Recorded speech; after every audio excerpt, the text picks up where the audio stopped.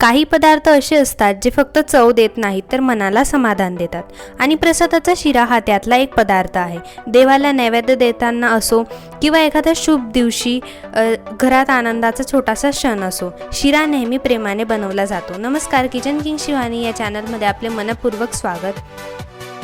आज आपण बनवणार आहोत अगदी मौसूद आणि खमंग आणि केळ्याच्या गुळाने भरलेला प्रसादाचा शिरा. या शिऱ्याची खासियत म्हणजे त्याची चव तर सुंदरच आहे, पण त्यामागची भावना त्याहून सुंदर आहे. आणि शेवटी मी एक छोटीशी टिप सांगणार आहे, त्यामुळे तुमचा प्रसादाचा शिरा नेहमी मऊ आणि चविष्ट होईल. सर्वप्रथम एका पातेलीमध्ये 1 कप दूध आणि अर्धा कप पाणी घेऊ. प्रसादासाठी बनवताना आपण प्रत्येक गोष्ट थोड्या प्रेमाने आणि काळजीनेच करतो. आता आपण दूध आणि पाणी चांगलं गरम करून घेऊया. गरम दूध वापरल्यामुळे रवा छान फुलतो आणि शिऱ्याला मऊसूद पोत येते. तर आजची टिप नंबर 1 आहे, प्रसादाचा शिरा मऊ हवा असेल तर त्यात गरम दूध वापरा. आता कढईमध्ये अर्धा कप तूप गरम करून घेऊया.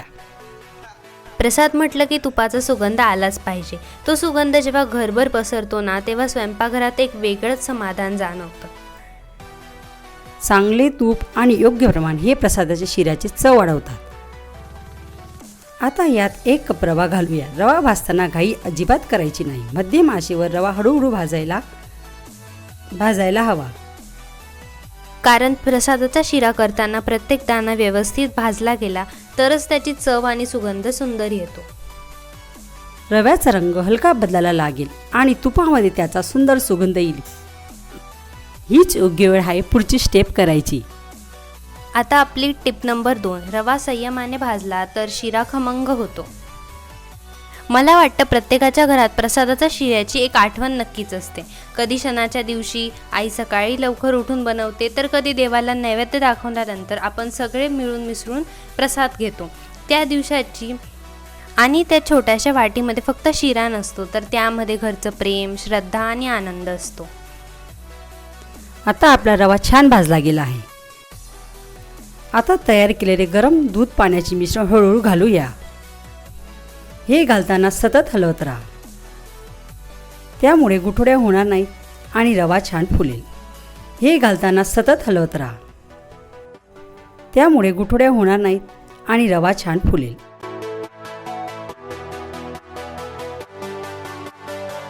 आता झाकण ठेवून 2 मिनिटं शिजू देऊया.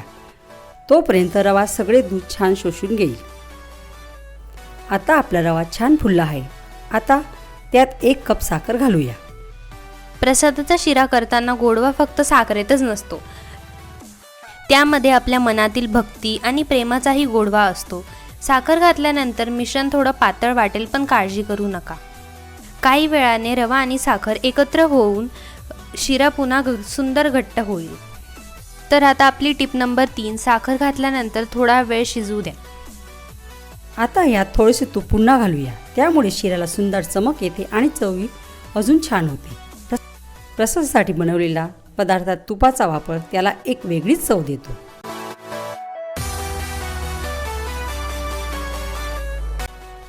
आता आपण यात 1 चमचा वेलची पूड घालूया.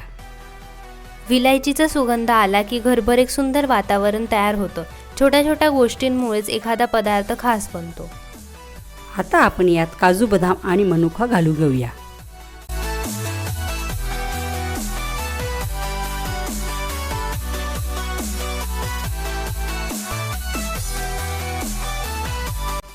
चला तर मग आता येतो आपला प्रसादाच्या शिऱ्याचा एक खास भाग, केळं. आता आपण यात 1 केळी छोटे तुकडे करून घालूयात. केळ्यामुळे शिऱ्याला नैसर्गिक गोडवा येतो आणि त्याची टेक्स्चरही अगदी मऊसूर होते.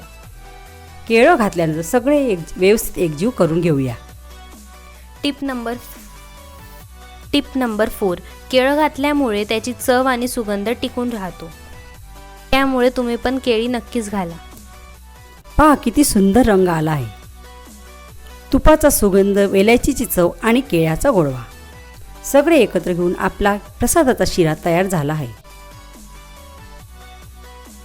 आता हा शिरा आपण देवाला नैवेद्य म्हणून अर्पण करूया. कारण आपल्या भारतीय संस्कृतीत अन्न फक्त खाण्यासाठी नसतं, ते आधी देवाचा आभार मानण्यासाठी आणि नंतर प्रेमाने वाटण्यासाठी असतं.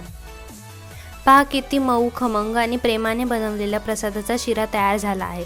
कधीकधी एखाद्या पदार्थाची किंमत त्याच्या इन्ग्रेडियंट्समध्ये नसते, तर तो बनवताना आपल्या भावनेत असते. हा प्रसादाचा शिरा तुम्ही नक्की ट्राय करून बघा. तुमच्या घरी कोणत्या प्रसंगी बनवला जातो हे आम्हाला कमेंटमध्ये नक्की सांगा. खूप दिवसांनी किचन किंग शिवानीवर आपण पुन्हा एक नवीन रेसिपी घेऊन आलो आहोत. तुम्ही दिलेलं प्रेम आणि आशीर्वाद असाच कायम राहू द्या. अशाच घरगुती, पारंपरिक आणि चविष्ट रेसिपीसाठी किचन किंग शिवानी या चॅनलला नक्कीच सबस्क्राईब करा आणि बाजूचे बेल आयकॉनही दाबायला विसरू नका. व्हिडिओ आवडला असेल तर एक लाईक नक्की करा. पुन्हा भेटूयात अशाच एका नवीन रेसिपीसोबत. तोपर्यंत नमस्कार.